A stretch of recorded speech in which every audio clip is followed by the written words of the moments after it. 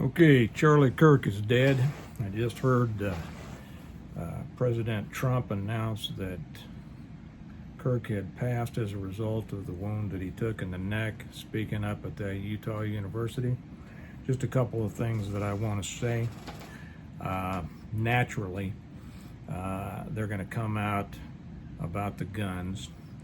I've been watching Fox News for about the last hour and watching those things when they interview some students, and again, we see some of the most vacuous, idiotic responses. They interviewed a couple of students there, and the girl was, well, I guess this is, he was like an advocate for their agenda, and I just hope all this can get figured out. There is no figuring this shit out, and I'll say that in a minute. And the guy she was with said, well, I just think that there needs to be more gun control.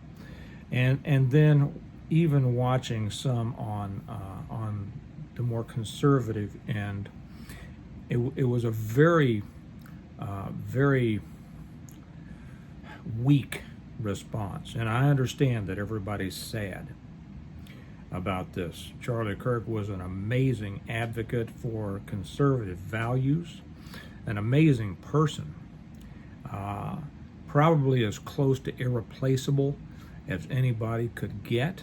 The way that he was able to reach out to the younger generation, he was probably more responsible than anyone for getting a lot of the younger males involved in politics, and was probably the reason that Trump was elected this last time.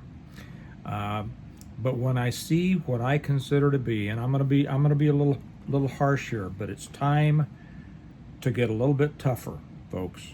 It is time to get tougher, and everybody is and to be sad, yes, to be sad. But then when they're talking about, we just have to figure out what is causing this, and I just hate to see our country brought to this. Hey, let's face the stinking truth. Our country is here. Our country has been brought to this. And what brought our country to this is the cancer and the evil that has been in the Communist Party and in the left in this country. The ones who have been promoting the evil of the transgenderism, of LGBTQ, that has destroyed an entire segment of our society. We see the hatred in the last several murders of white women by black men, that it is not a reflection on the black race, nor is it a reflection on all black men. But most people won't even admit that the cause of these horrendous murders was racial hatred. There is a poison in this country, there is an evil in this country, and there is no getting over it by understanding it. We don't have to understand it except to the point that we have to in order to overcome it. And by that, I don't mean get over it. I mean to destroy it. We have to vanquish it. We have to do away with this evil. We have to start slam dunking when these idiots come up on the left, promoting things that build up the hatred in these people.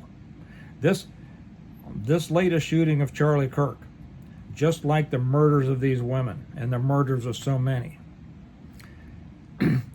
they are fueled by hatred put in them by political leaders on the left and by activists on the left. And if those of you on the right, those of us on the right, don't start fighting back now, and I mean completely, not giving a stinking inch, if we don't rise up, they will finish destroying this country. They've already destroyed a lot of it. This is the time, and this has to be used for a response. Finally, people have to be sick of this stuff. They have to be so sick of it that there is zero acceptance of any of this behavior. The things, the mental illness that has resulted in all this aberrant behavior that has not only become accepted but celebrated by so many of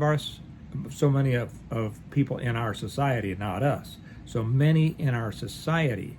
This is the evil that has caused these things. It's time to stand up stronger, to stand up harder, not to take a back seat.